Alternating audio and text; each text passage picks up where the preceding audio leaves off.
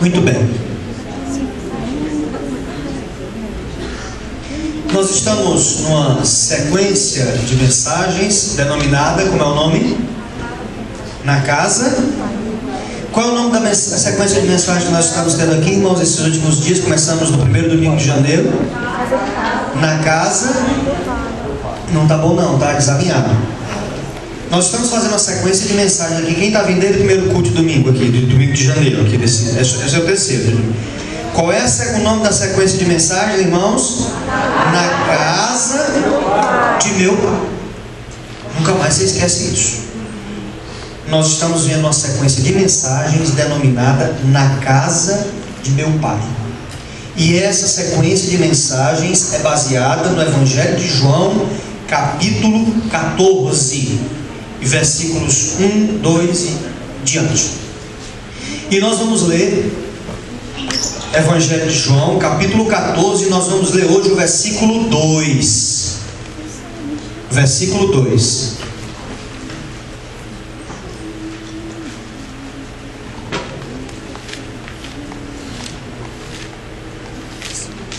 Evangelho de João, capítulo 14 e versículo 2. Os irmãos acharam? Amém? Vou fazer uma covardia bem grande com você aí. Quem está sem Bíblia fica do lado de um crente. É covardia, não é, irmãos? Já passou dessa fase. Tudo bem. Irmãos, tem Bíblia de todo jeito hoje. Tem Bíblia em papel, tem Bíblia que você põe no celular, tem Bíblia que você põe no tablet. Tem Bíblia de todo jeito. Mas faça o seguinte: arranja uma Bíblia, nem que seja uma Bíblia eletrônica. É a mesma Bíblia, é eletrônica. Não dá para você riscar as coisas, não dá. Mas traga a sua Bíblia sempre que você vier para o culto. Acostume-se a andar sempre com a Bíblia. Porque aí parou uma hora, você dá uma lida, dá uma refletida na palavra de Deus, é muito bom. Então, o Evangelho de João, capítulo 14 e versículo de número 2.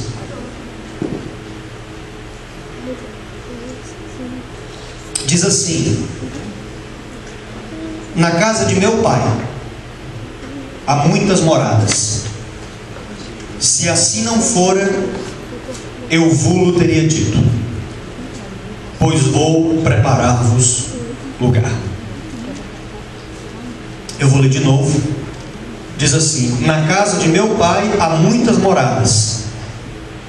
Se assim não fora, eu vou-lo teria dito, pois vou preparar-vos lugar. Os irmãos sabem que é praticamente impossível pregar num versículo desse tamanho todinho. Então nós vamos dividir esse versículo em algumas boas partes, porque ele está muito grande. E hoje nós vamos meditar na expressão: na casa de meu pai há muitas moradas. Amém? Na casa de meu pai, disse Jesus, existem muitas moradas. E eu quero iniciar esse momento da nossa reflexão usando uma expressão que pertence a ele, que foi uma das vozes mais sensatas da teologia do século passado. Eu estou me referindo ao doutor Martyn Lloyd-Jones, que foi um médico e um pregador inglês, que foi capelão da abadia de Westminster, que é aquela capela da família real britânica. E ele disse uma expressão dentre tantas expressões muito fortes que ele disse. Uma das expressões que ele disse foi: a minha opinião acerca de tudo o que me acontece deve ser regida por estas três coisas. Continua o Dr. Jones.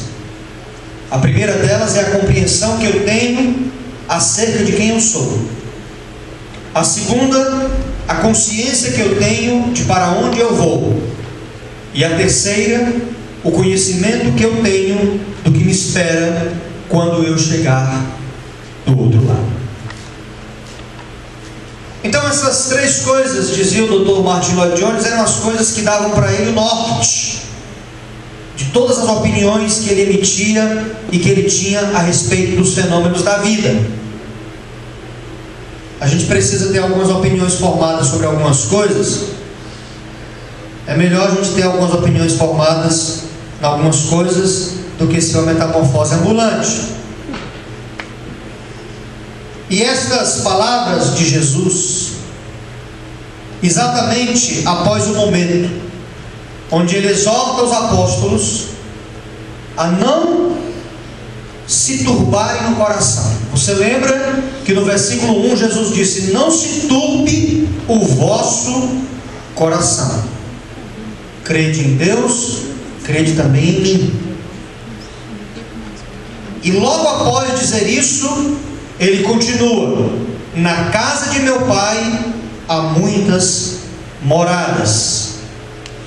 E essa expressão, na casa de meu pai há muitas moradas, essa expressão me dá uma pista muito clara de que a proposta real de Jesus para com a vida daqueles que nele creem, ela é muito maior. Ela não se esgota na nossa existência imediata, nessa nossa existência material. Ela é maior. Jesus fala de uma dimensão para além, metafísica, de uma dimensão abstrata, da casa do Pai. E certamente ele não estava falando da casa de José, ele estava falando da casa eterna do Deus Pai. E eu lamento, meus irmãos, que esse discurso a respeito da vida eterna, ele tenha sido esquecido pela igreja atual. É difícil hoje a gente falar da vida eterna. Em qualquer lugar que se vá, os hinos que se canta, as músicas, todo canto que a gente vai, a mensagem que a gente escuta é uma mensagem sempre de um existencialismo barato, e não mais de uma proposta que ascende às dimensões da eternidade. Eu já falei aqui para os irmãos que hoje é difícil você até achar um hino, uma música, uma cantiga evangélica moderna que fale da eternidade. Não tem um cantor que tenha coragem de cantar uma música que vai ser uma faixa perdida, uma música que fala sobre céu, sobre a eternidade, sobre a casa do Pai. Ninguém fala. As pessoas estão muito mais preocupadas com como é que eu vou pagar minha conta, o que é que Deus tem para mim, qual é a bênção, e estão muito mais preocupadas em saber que a vitória tem sabor de mel. Então, em nome desse existencialismo barato, eu chamo de existencialismo barato, porque se preocupa apenas com a imediatidade. Ou seja, como é que nós podemos resolver o problema, o seu problema imediato, como é que Deus pode resolver o seu problema imediato. A igreja abraçou esse negócio, e o importante é o aqui e o agora, e não mais as dimensões do eterno. E a pregação que nos projeta para a eternidade, para a expectativa de um céu de glória, para a expectativa de um encontro com Deus em espírito, para a expectativa de um arrebatamento, por exemplo, de uma eternidade ao lado do Senhor, essa pregação, ela perdeu lugar no ranking. E hoje ela soa absolutamente estranha aos ouvidos dos supostos crentes. Ninguém mais quer ir para o céu. E dos poucos que querem ir, ninguém quer ir primeiro. Não é verdade, irmãos? Porque nós estamos aqui, gostamos daqui e queremos que Deus resolva a nossa vida aqui. E isso tem sido levado aos extremos. Eu lamento isso, porque a igreja está perdendo a dimensão da eternidade. Por isso tem muita gente, crente hoje deprimido, tem muito crente que está preparado para morrer. Tem família que a pessoa está doente de uma doença terminal, não conta para o membro da família que é da igreja que a pessoa vai morrer. O apóstolo Paulo disse que para ele viver é Cristo, morrer é ganho. O viver que ele vive agora, vive pela fé do Filho de Deus. Hoje nós estamos querendo viver 70, 80, 90, 100 anos e daí para frente, porque não queremos nos encontrar com o Senhor. Então, dito isto, a partir daqui nós vamos nos concentrar nessas expressões, nessa expressão clara de Jesus: na casa de meu Pai há muitas moradas. E eu quero nessa noite levar os irmãos comigo a 3 percepções por trás dessa declaração que Jesus disse: na casa do meu Pai há muitas moradas. Então, 3 coisas hoje à noite quero chamar a sua atenção. Em primeiro lugar, o Deus Jeová. Eu queria até dizer uma coisa, fazer aqui uma confissão para os irmãos. Eu não gosto de usar a palavra Deus sozinho. Quem me conhece e escuta a minha fala, sabe, todas as vezes que eu falo alguma coisa a respeito dele, eu digo Senhor Deus, porque Deus dá aquela ideia de senso comum. Não, porque Deus está aqui entre nós. Uma coisa é Ele está aqui entre nós enquanto Deus, outra coisa é Ele está aqui entre nós enquanto Senhor. Então, sempre que eu falo com as pessoas, eu digo: Senhor Deus te abençoe, eu digo: Senhor Deus vá contigo, Senhor Deus está aqui entre nós. Eu uso a expressão Senhor Deus, porque a ideia é só Deus. Jesus disse: crede em Deus, mas crede também em mim. Então a ideia é só de Deus. Deus é Deus de todo mundo, mas só é Pai e só é Senhor daqueles que creem. Eu não gosto de usar a expressão Deus sozinha, eu acho muito pobre, não é? Vamos fazer isso aqui por Deus. Parece ser uma coisa de gente alienada. Eu gosto de usar a expressão Senhor Deus, porque Deus, Ele é Deus de qualquer um. Se encontrar qualquer uma pessoa na rua aí, não, Deus mora aqui, Deus. Agora, Senhor, Ele é Senhor só daqueles que realmente o servem. Uma boa parte de nós, não pode dizer Senhor Deus, porque uma boa parte de nós não está servindo a Ele. Presta atenção no que eu estou dizendo. Você pensa que você está servindo a Ele, você está servindo a Ele coisa nenhuma. Você está só se enganando. Ele é só seu Deus, mas não é seu Senhor. Deus é Deus de todos, mas só é Senhor e Pai daqueles que creem. Então, feita a minha confissão, vamos então tratar dessas 3 características, essas 3 pistas que estão nessa expressão: na casa do meu Pai há muitas moradas. Em primeiro lugar, o Deus Jeová, temido no Antigo Testamento por sua condição de unicidade. Ele é descrito aqui como aquele que acolhe. Ele tem uma casa. Diga depois de mim: Deus tem uma casa. Na casa de meu Pai. Jesus disse que o Deus Jeová tem uma casa. Meus irmãos, toda a interpretação do Antigo Testamento passa pela compreensão de um Deus único. E escutem os irmãos, eu sou um dos poucos pregadores, talvez o único em existência vivo, que ainda não foi morto nem apedrejado, que tem coragem de falar do Antigo Testamento com reservas. Porque a maioria dos meus pares, se não quase todos eles, falam do Antigo Testamento morrendo de medo de falar alguma coisa que ofenda, supostamente ofenda o Antigo Testamento, por medo de perder os crentes judaizantes da igreja. Eu não tenho medo de perder crente judaizante da igreja, porque o Antigo Testamento é uma sombra das verdades cabais e completas encarnadas numa pessoa, e essa pessoa chama-se Jesus. Eu prefiro uma fala de Jesus do que todo o Antigo Testamento. Uma fala dele. Então, no Antigo Testamento, a interpretação que se tinha, toda a interpretação que se tinha a respeito da vida, dos relacionamentos, passava pela compreensão de um Deus que os hebreus não falavam nem o nome dele, que era 4 consoantes, não dá para pronunciar 4 consoantes, chamado Sagrado Tetragrama. Aí era um J, um V, um H, sei lá, 4 letras, para não se pronunciar o nome de Deus.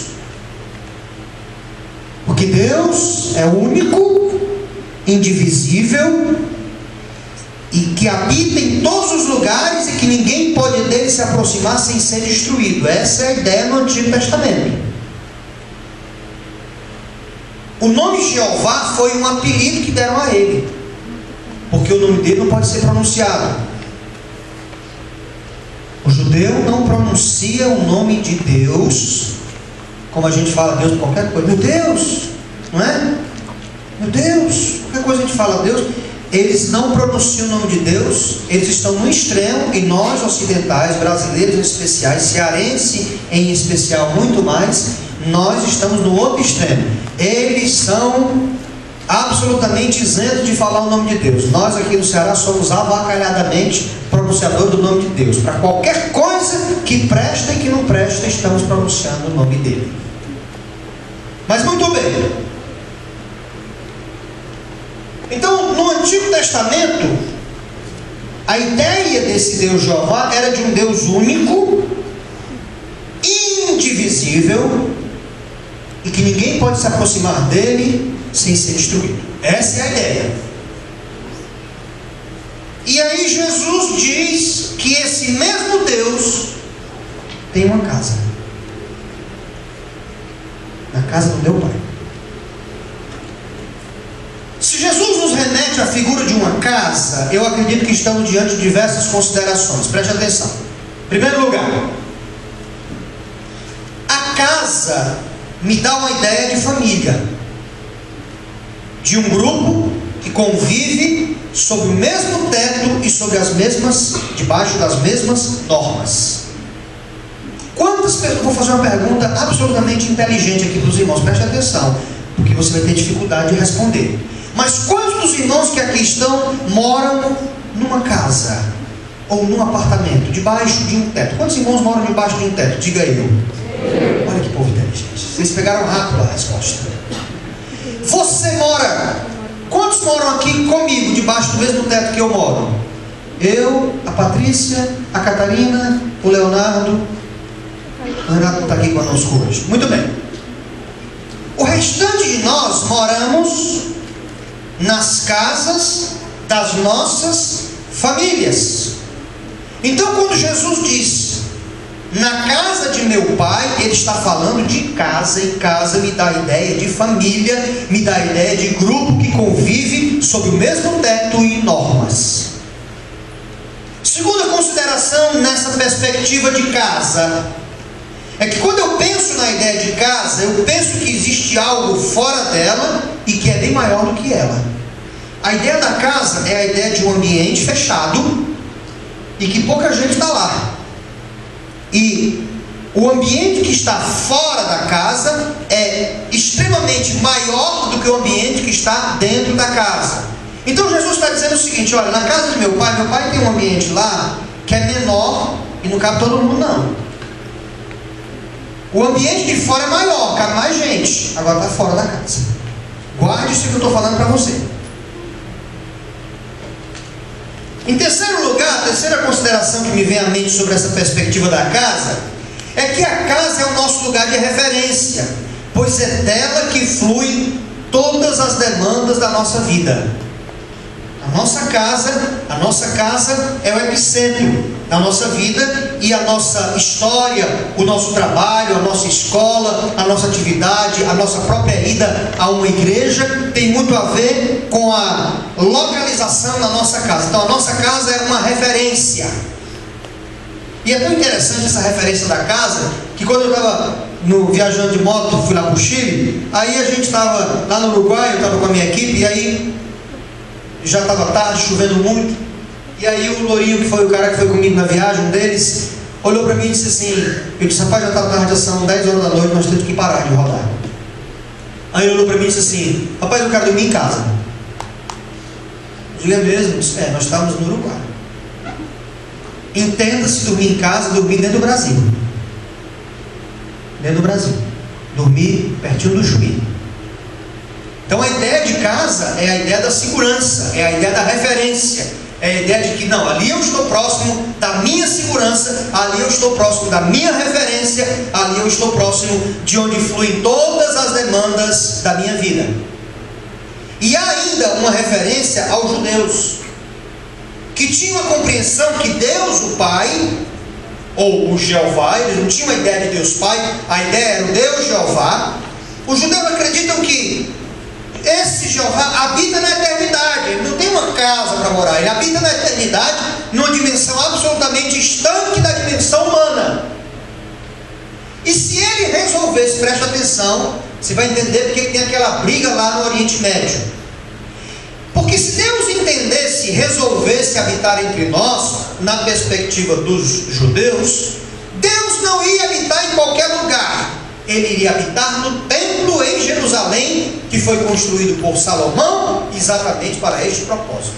Por isso é que estão até hoje brigando por Jerusalém. Até tinha pensado em mandar uma carta para Dilma, para sugerir, tem tanta terra no Brasil, né, irmãos? Dá um pedaço de terra para esse povo parar de brigar ali, ficam brigando, marcam uns aos outros por causa de terra, mandar o povo para cá, para uma parte para a Amazônia, para o Pará, interior do Ceará, trazer um bocado de gente daquele pessoal que é bom em tecnologia para povoar o Ceará. O Ceará é tão despovoado, regiões pobres, mas eles dizem, não, ali é o lugar que Deus habita. Olha que coisa, Deus. Deus habita num lugar, e esse lugar é Jerusalém. E tem um bocado de gente que acredita nisso, os irmãos, os judaizantes, os crentes judaizantes, que quando vão para Jerusalém ficam tudo chorando. Aqui é a habitação de Deus. Deus habita aqui. Muito bem. Eu acredito que ao falar de uma casa, Jesus quer nos levar a refletir sobre todas essas implicações de referência, de família, de grupo que convive, de algo que é limitado, e de outras mais que são parte da realidade do que significa viver numa casa. E para um texto como esse, a reflexão imediata é a seguinte: existe uma lei para onde todos nós iremos. E a grande questão é: você vai ficar dentro da casa ou fora da casa? Eu vou já lhe dizer qual o segredo para entrar na casa. De repente vai ficar do lado de fora.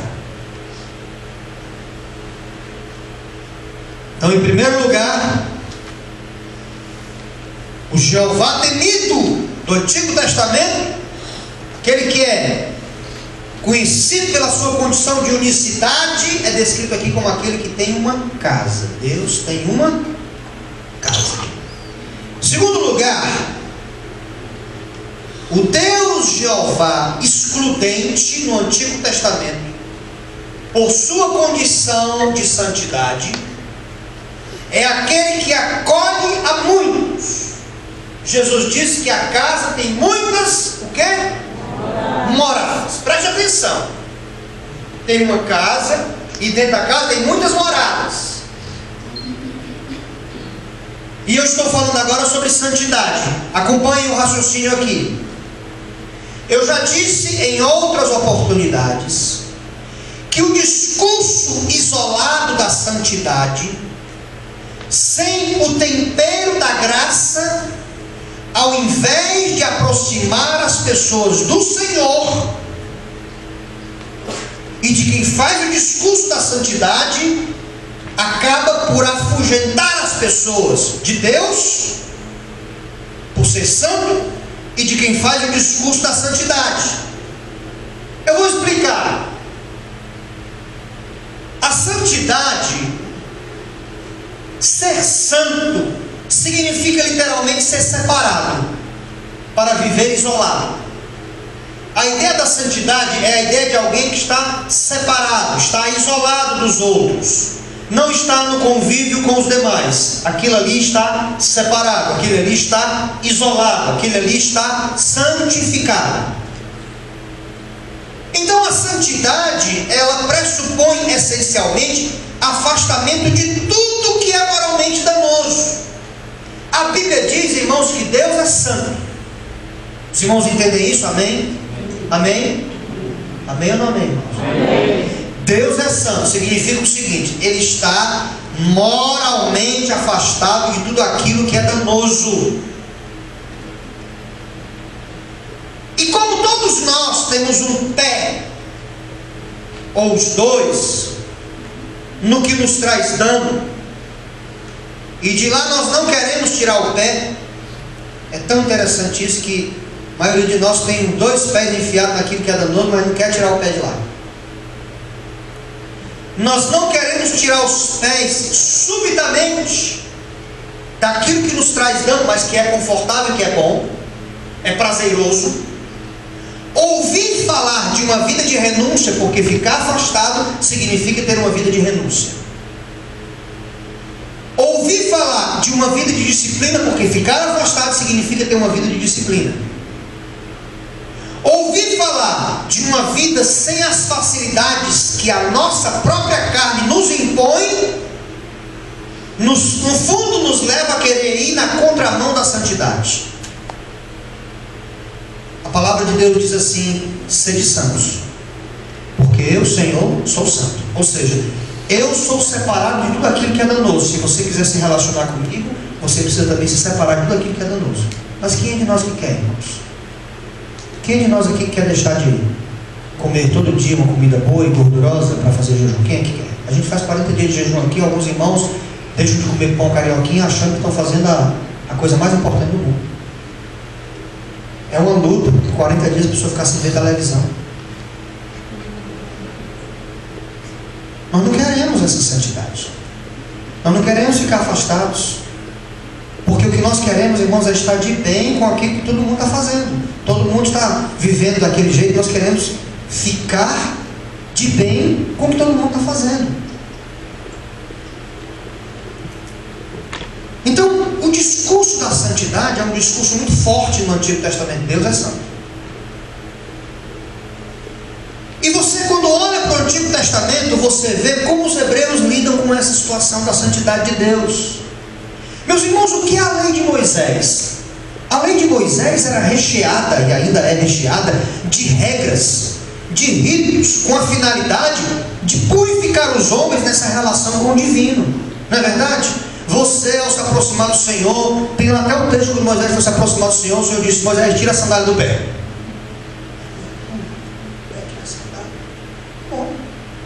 Moisés, passa de costas para não me ver. Certo? Moisés, é o seguinte: vai construir um santuário, e vai ter um lugar onde fica o povão, a galera, a mundista fica toda aqui por fora. Vai ter um lugar onde vai ficar o pessoal mais limpinho, mais corretinho. E vai ter um lugar lá dentro onde vai ficar a minha presença, a minha glória. E ali só vai entrar um cara uma vez por ano, e você vai amarrar uma cordinha aqui na cintura dele. Porque se ele entrar e eu não gostar, eu fuzilo ele na hora, ele morre na hora, e você arrasta a cordinha para você puxar para ele não apodrecer lá dentro.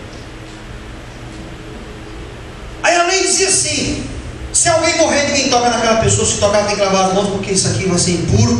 Não pode comer essa comida, porque se comer essa comida, aquela comida vai trazer impureza para você. A mulher, quando tiver menstruada, tem que ficar longe do pessoal, porque a mulher menstruada está impura. Quando o menino nascer, não pode pegar no menino, porque se pegar no menino, vai sujar as mãos, vai sujar isso, vai sujar algo, vai fazer aquilo. E o povo ficava o tempo todo se limpando, tentando se limpar o tempo inteiro, com uma neurose. Sabe aquele pessoal que fica o tempo todo lavando as mãos? Com a sensação de que está sujo? Tem um bocado de gente hoje que fica com a sensação de que está sujo. Não é? Então, no Antigo Testamento, a sensação da sujeira do povo era muito intensa. Ninguém podia se aproximar do Senhor para qualquer comunhão com Ele, porque Ele era santo. E aí, tem um caso na Bíblia lá, que quando foram trazer a arca do concerto, a arca vinha em cima de uma carroça. O cavalo, o jumento, podia se aproximar da arca, mas quando o cavalo tombou e aí a arca ia cair, o camarada chegou e pôs a mão na arca para segurar a arca. O cara, mal com vontade do mundo, foi segurar a arca. Na hora que ele segurou a arca, ele morreu. Quem não podia tocar na arca? Quem não estava preparado para tocar na arca? Ninguém podia entrar no santo. O santo tinha que ser o sumo sacerdote. O sumo sacerdote tinha que ficar não sei quantos dias sem ver a mulher dele, tinha que ficar naquele jejum, naquela abstinência espiritual, física, sexual, sei lá, psicológica, psicodélica, qualquer que fosse ela, ele tinha que ficar ali naquele negócio, ele tinha que entrar ali se tremendo e jogando incenso e balançando os guias para poder fazer barulho, o pessoal vê que ele estava vivo lá fora, e a mulher dele ficava aqui lá fora, meu Deus, será que ele pagou o seguro, será que ele não pagou o seguro? E o sacerdote entrava dizendo, meu Deus, tem misericórdia, Deus tem misericórdia, entrava, irmãos, uma vez por ano era um terror na vida do sacerdote.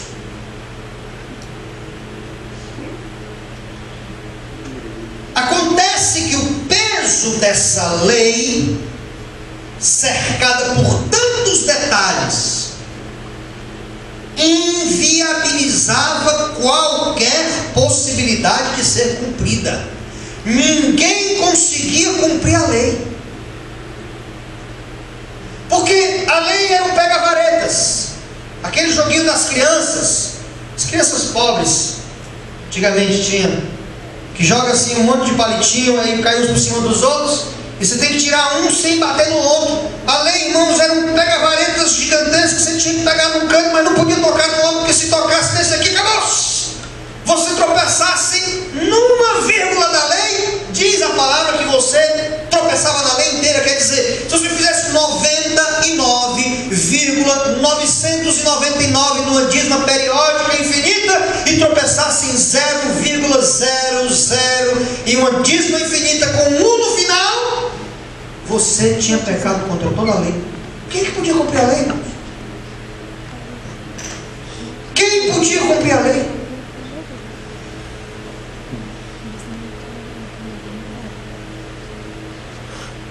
E Jesus disse que a casa do Pai tem muitas moradas.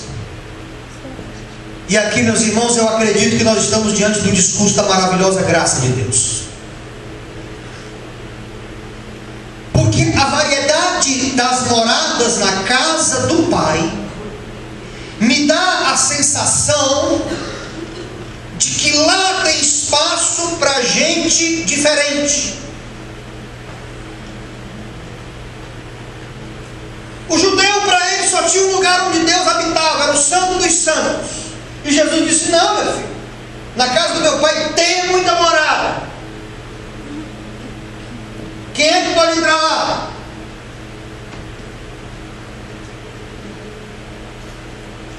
Um bocado de gente. Não somente o sumo sacerdote. Eu imagino que lá na casa do Pai deve ter o hall dos judeus. Eles foram chamados na promessa de Abraão, não é, irmãos? Mas eu acredito, irmãos, que lá deve ter a sala dos árabes. Porque na casa do Pai tem muitas moradas. O judeu acha que só ele vai. Pior são os testemunhos de Jeová, que já disseram que só cabe lá 144 mil. Aí ferrou. E os irmãos da Deus Amor que dizem que nós não vamos? E tem muita gente da Assembleia de Deus que diz que nós somos muito desviados, vamos tudo para o inferno. Porque as irmãs estão tudo aqui de batom e coisa.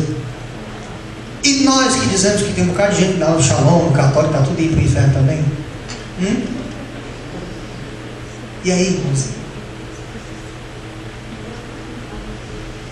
Pergunta para o irmãozinho da Deus é Amor se tu vai. Ele vai dizer, não, só vai quem for crente na igreja de Deus é Amor, que foi fundado no Davi Miranda, dia 2 de abril de 1966.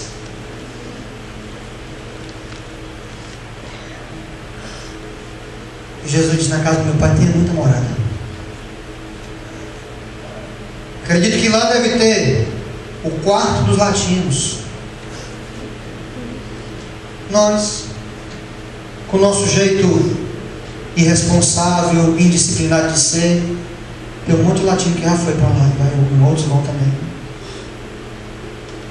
Acredito que lá tem um corredor de acesso ao quintal dos europeus, e deve ter a cozinha da comunhão de todo mundo junto. Jesus disse, na casa do meu Pai tem muitas moradas. A entrada no céu, escute, não pertence a um povo especial, nem judeu, nem de outra nacionalidade qualquer, e nem a nenhuma proposta religiosa. nenhum pode dizer que detém a chave de entrada no céu. Preste atenção. A gente brinca muito e a gente conta as piadas com o apóstolo Pedro na entrada do paraíso, não é verdade? Né? A gente conta, pai, Pedro estava lá na entrada do paraíso, porque Jesus disse: Pedro, dar-te a chave do reino. Na Igreja Católica Romana colocou na nossa cabeça que a chave é o apóstolo Pedro. Está lá até no Vaticano, se você for lá, né? O Pedro foi lá e viu, está lá São Pedro, supostamente São Pedro na estátua, com a chave na mão, como se Pedro fosse o cara que ficasse, meus irmãos, de plantão na portaria da eternidade. Pedro está lá, na portaria da eternidade, só abre e fecha, lubrifica, abre e fecha, lubrifica, abre e fecha. Eu acredito que Pedro deve ter também o seu lugar dentro da casa, com todos os que morreram na esperança da salvação. Mas escute, a salvação e a entrada na eternidade, nas moradas do Pai, não é exclusividade de nenhuma nação e de nenhuma religião em especial. Qualquer igreja e qualquer religião que diz assim: nós damos a garantia, só nós aqui, se você ficar com a gente aqui, você vai para o céu. Não, mentira! Porque na Deus é amor, na Assembleia de Deus, na Igreja Apostólica, na Igreja de Cristo, em qualquer lugar que você for, tem um bocado de gente lá dentro que não vai para o céu, coisa nenhuma. Porque nenhum de nós tem a chave. Mas em terceiro lugar, escute, e o mais importante, é que o Deus Jeová, exigente no Antigo Testamento, por sua condição de Senhor da lei, é descrito como aquele que recebe em casa a todos. Jesus disse: na casa do meu Pai há muitas moradas. E eu só acredito, irmãos, que há espaço lá para todos. Eu não estou dizendo aqui, preste atenção, senão você vai sair por aí dizendo que o pastor Palhano é universalista. O que é universalista? Universalista é aquela pessoa que acredita que o céu, a eternidade, é uma casa da mãe Joana quando ela está de férias. Todo mundo faz o que quer, acontece o que acontecer, e Deus, no final das contas, vai anistiar todo mundo, dizer: não, a gente foi um grande engano, está tudo certo, vamos perdoar todo mundo, entra todo mundo para cá, vamos fazer aqui uma grande festa, traz aqui o churrasco, tragam aqui as bebidas, bota a mulata para dançar, que está tudo certo. Não, eu não estou dizendo isso. Eu estou dizendo que Jesus fala com propriedade dessa casa. Escute o que eu vou lhe dizer, que não está escrito em lugar algum. Jesus fala com propriedade dessa casa, porque de lá ele veio para habitar entre nós. Por isso que ele falou que na casa do meu Pai tem muitas moradas, porque ele veio de lá. E isso está descrito nas próprias palavras do evangelista João, que diz que ele, o Verbo, se fez carne e habitou entre nós, cheio de graça e de verdade. Vimos a sua glória, glória como a do unigênito do Pai. Por que Jesus falou que o céu é uma casa com muitas moradas? Porque ele veio de lá, como unigênito de Deus. E no Evangelho de João, no capítulo 1, do versículo 10 em diante, diz assim: olha que coisa maravilhosa. O Verbo estava no mundo, o mundo foi feito por intermédio dele, mas o mundo não o conheceu. Veio para o que era seu, e os seus não o receberam, os judeus. Mas a todos quantos o receberam, deu-lhes o poder de serem feitos filhos de Deus, a saber, aos que creem no seu nome, os quais não nasceram do sangue, nem da vontade da carne, nem da vontade do homem, mas de Deus. A única condição, preste bem atenção, a única única condição para que se entre na casa eterna do Pai é recebendo ao Filho. Aí não importa se você é judeu, alemão, brasileiro, se você mora na Messejana, na Parquelândia, no Papicu, na Aldeota, se você mora numa choupana ou se você mora numa casa de luxo. Só tem uma condição para ir para uma das moradas da casa do Pai: é receber o Filho. Não tem jeito. É a única condição. E deixa eu dizer uma coisa para você, preste atenção. Para o Pai, tanto faz quem vai para lá ou quem não vai. Sabia disso? Você acha que Deus, o Pai, Jeová, está preocupado se você vai ou se você não vai? Você acha que o Pai está preocupado com isso? Ele habitou toda a eternidade sozinho, sem ninguém. Você acha que você é um vermezinho, uma coisinha de nada que vive aqui 70 ou 80 anos, você com as suas esquizofrenias, você acha que o Pai está dizendo assim: eu estou no desespero eterno aqui porque ele não vem? Você acha que o Pai está preocupado com isso? Ele não está. Sabe por quê? Porque ele nunca esteve aqui entre nós. Sabe quem é que se preocupa quem vai? Quem adivinhar, eu dou um pedaço de bolo no final do culto. Quem é que se preocupa? Quem se preocupa? Quem é que se... O Pai não se preocupa. O Pai nunca esteve aqui. O Pai não sabe como é a dor de ser homem, de ser frágil. O Pai não sabe. Quem é que se preocupa? O Filho.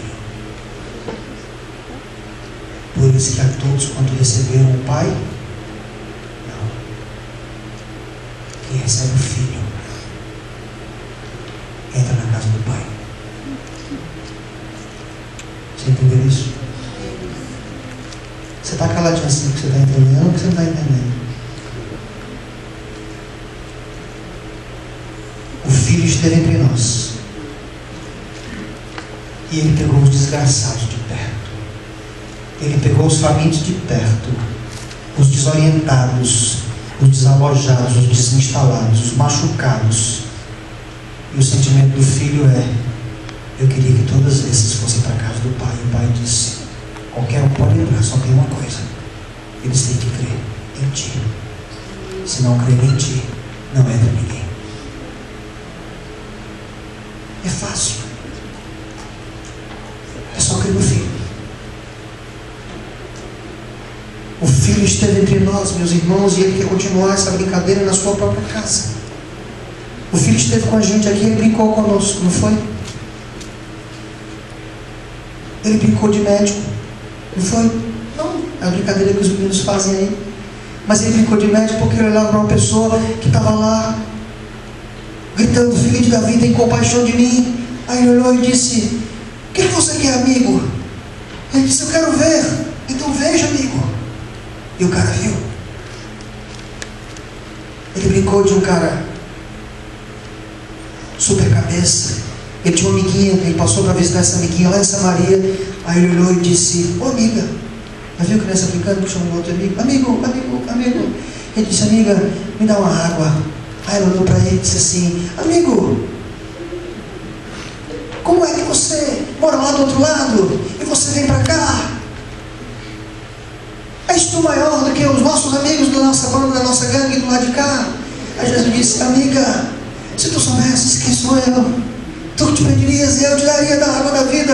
E ela disse: amigo, os nossos pais adoravam no monte, os nossos amigos adoram em Jerusalém. E qual é o melhor lugar? E amiga, nem no monte nem em Jerusalém, mas minha hora já chegou em que os verdadeiros adoradores adorarão ao Pai em espírito e em verdade. Aí uma hora lá, irmãos, a brincadeira começou a ficar violenta, começou a ficar as crianças influenciadas pelo videogame ali. Aí pegaram ele e colocaram: vamos matar esse amigo. Colocaram Jesus lá na cruz e Jesus ali e tal. Amigos, eu estou morrendo. Amigos, eu estou morrendo. Aí o cara estava do lado e disse: amigo, eu estou morrendo contigo, amigo. Lembra-te de mim quando morreres e entrares no teu reino. Jesus disse: amigo, hoje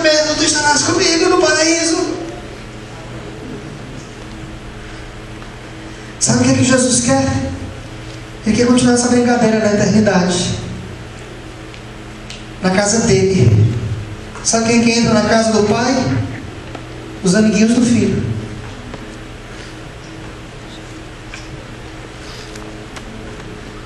E sabe quem são esses amiguinhos?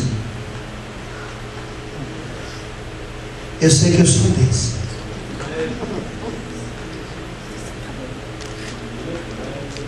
E cada um daqueles que nele crê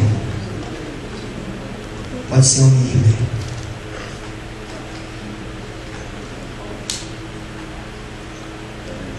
Eu vejo na época das férias, terminou um culto, aí eu olhei no carro da Johanne, aí eu fui contar aos meninos, tinha um menino a mais. Aí eu olhei, Lucas, está fazendo o que aí? Aí ele disse assim, vou para casa do irmão, que é o filho da Johanne. Aí, irmãos, eu fico pensando, sabe o quê? Se a Johanne mandar o irmão comprar a irmã vai lá no mercadinho comprar um pão, ela não vai mandar porque a irmã desse tamanho, então. Mas que ela mande o irmão lá no mercadinho, aí o irmão vai com o Lucas. O porteiro não conhece o Lucas, conhece o irmão. Se o Lucas for querer entrar sozinho, vai ter que interfonar, vai ser uma burocracia. Quem é o Lucas? Que Lucas? O Lucas, não tem Lucas aqui não. Mas se o Lucas estiver com a irmã, na hora que ele apontar no portão, o porteiro aperta o botão e abre o portão. Sabe por quê? Porque o Lucas está com a irmã, então ele pode entrar na casa do Pai. Eu não vou entrar lá com São Francisco. Eu queria poder entrar de braço dado com Nossa Senhora, mas não vou poder entrar com ela. Tem jeito. Nem que a loura queira que fazer um estado daquele tamanho, não vai entrar. Vou dizer, pai, eu estou aqui na portaria. A Bíblia diz, irmãos, que naquele dia Jesus vai descer e o Espírito Santo vai levar a igreja para o encontro com Jesus nos ares. Sabe por quê? Porque Jesus vai receber os amigos tudinho aqui, os amiguinhos. E na hora que ele entrar na eternidade, não sei quem vai estar na portaria, seguramente não vai ser Pedro. Quem estiver lá vai dizer assim, e esse pessoal todinho? Aí ele vai dizer assim, são os meus amigos, estão comigo. Aí os amiguinhos vão entrar tudinho. Eu não sei você, mas eu vou estar naquele momento, viu, Júlio? Eu vou estar ali. E eu vou para lá, irmãos. E na hora que alguém perguntar qualquer coisa, chegar um serafim, um querubim, diz assim, e você? Disse, eu sou amigo dele. Ah, eu vim aqui para brincar com ele. Na casa do meu pai há muitas moradas. E eu quero saber hoje à noite se há alguém aqui que tem coragem de dizer assim, eu quero receber a Jesus na minha vida como meu Senhor, como meu Salvador e como aquele que me dá certeza de que naquele dia eu vou entrar com ele na casa do Pai. Fique em pé nessa noite.